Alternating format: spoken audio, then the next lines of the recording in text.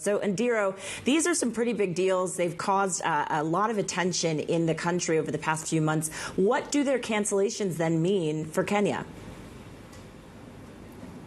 Jen, this means that the government will have to find alternative ways to fund these projects. They can go for competitive bidding, or they can choose to fund it themselves. Earlier on, we had heard from the former Prime Cabinet Secretary, Musalia Mudavadi, saying the diaspora bond could be a viable tool in helping to finance these key infrastructure projects in the country.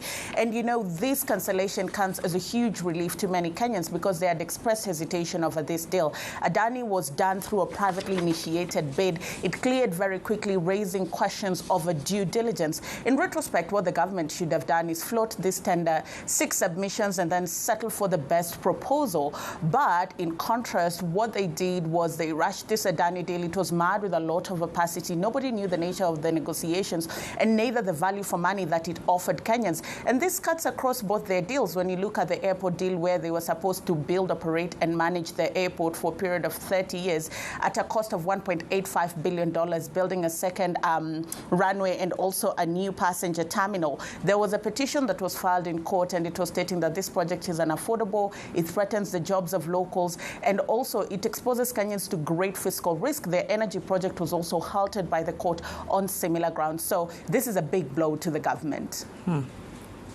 Yeah, and Ondiro, the president saying, of the many difficult assignments I've undertaken, this fight against corruption is one I now take with resolve going forward.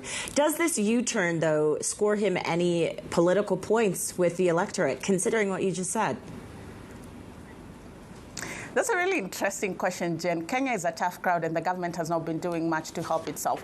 Prior to this announcement, we had the Minister of Energy appearing before legislators and defending this project, speaking about how great it was. And he said, quote, there has been no corruption or bribery as far as PIP with Adani is concerned. And he said that the U.S. indictment has no impact on the Kenyan project. It could move forward. A couple of hours later, his boss, the president, comes forward and then cancels these projects altogether. And this is what happens every time with this government. When a policy is unpopular, they try to defend it before they receive their ground. President William Ruto himself was defending the Adani deal, saying the country is in need of public-private partnership and there's no more headroom for borrowing. And it's important to know that this government, when they came into power, they were quite popular. Their bottoms-up economic policy was quite popular across the country. And now they're struggling to even push any policy ahead.